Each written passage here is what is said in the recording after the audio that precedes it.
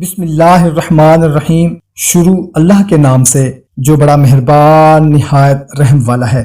السلام علیکم میرے بھائیوں اور بہنوں، امید ہے آپ سب لوگ خیریت سے ہوں گے۔ دوستو، سورہ کوثر کے بہت زیادہ فضائل ہیں اور اس کے وظائف بھی بہت زیادہ ہیں۔ آج جو وظیفہ آپ کے ساتھ شیئر کرنے لگا ہوں وہ بہت کمال کا وظیفہ ہے، بہت بڑے فائدے کا اور طاقتور وظیفہ ہے۔ اس وظیفہ کو آپ نے جمعہ کے دن شروع کرنا ہے تو آپ کو بہت زیادہ فائدہ ہوگا۔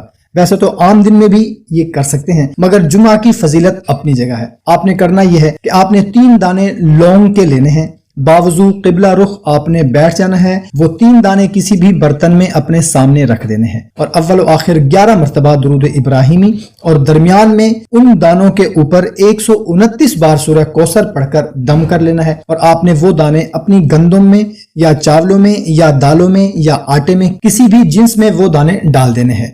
اور اگر آٹے میں رکھے ہیں تو جب آٹا اور ڈالنا ہے یا نکالنا ہے تو ایک بار سورہ کوثر پڑھ کر نکالنا یا ڈالنا ہے، اور اس چیز کو ختم نہیں ہونے دینا، ختم ہونے سے پہلے اور ڈال لینا ہے۔ انشاءاللہ تعالیٰ آپ اس کی برکت دیکھیں گے کہ آپ سوچ بھی نہیں سکتے کہ آپ کے گھر میں پیسوں کی ریل پیل ہو جائے گی، رزق میں بے انتہا اضافہ ہو جائے گا۔ اور اگر قرض کے لیے پڑھا جائے تو انشاءاللہ تعالیٰ بہت جلد قرض اترنے کا بندوبست ہو جائے گا۔ مطلب رزق سے متعلق کوئی بھی پریشانی ہے، کام نہیں چل رہا، کاروبار نہیں چل رہا، نوکری نہیں ہے، کوئی بھی مسئلہ ہے، انشاءاللہ تعالیٰ حل ہو جائے گا۔ اچھی بات کو شیئر کرنا صدقہ جاریہ ہے، کوشش کریں اس کو زیادہ سے زیادہ شیئر کریں تاکہ آپ کے ساتھ دوسروں کا بھی فائدہ ہو سکے۔ ملتے ہیں نئی ویڈیو میں، اپنا خیال رکھیے گا۔ اللہ حافظ۔